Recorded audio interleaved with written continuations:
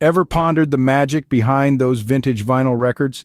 The ones that spin around on turntables, serenading us with music both old and new? Well, today, unravel this mystery and dive into the fascinating process of how vinyl records come to life. The journey of a vinyl record begins with the creation of a master disc. This crucial component is where the music lives.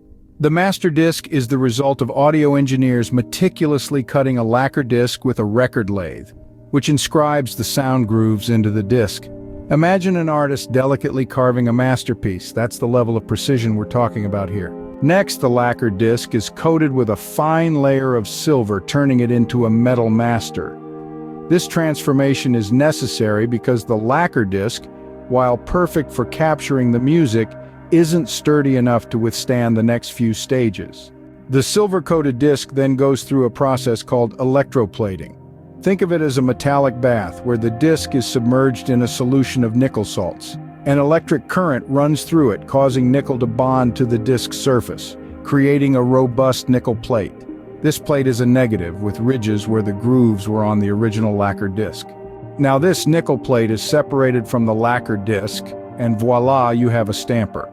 This stamper is essentially a mirror image of the original disc. It's like a mold of the original, ready to create numerous vinyl records. The stamper is then loaded into a hydraulic press. A puck-shaped piece of vinyl heated to just the right temperature is placed between the stampers. When the press closes, the heated vinyl is squeezed between the stampers, and the grooves from the stamper are pressed into the vinyl. Once the vinyl cools down, it retains the shape of the grooves, thus carrying the music within it. But we're not done just yet.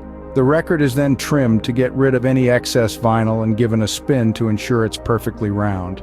Finally, the record is inspected for quality.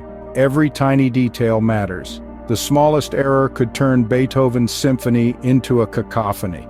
If it passes the quality check, it's slipped into a sleeve, ready to spin melodies and stories on your turntable. To sum up, the creation of a vinyl record is a meticulous process. It begins with the carving of a master lacquer disc, which is then turned into a metal master and electroplated to form a stamper. This stamper is used to press grooves into heated vinyl. After cooling and trimming, the vinyl record is inspected for quality before it's ready to be played. It's an art, a science, and a testament to our love for music.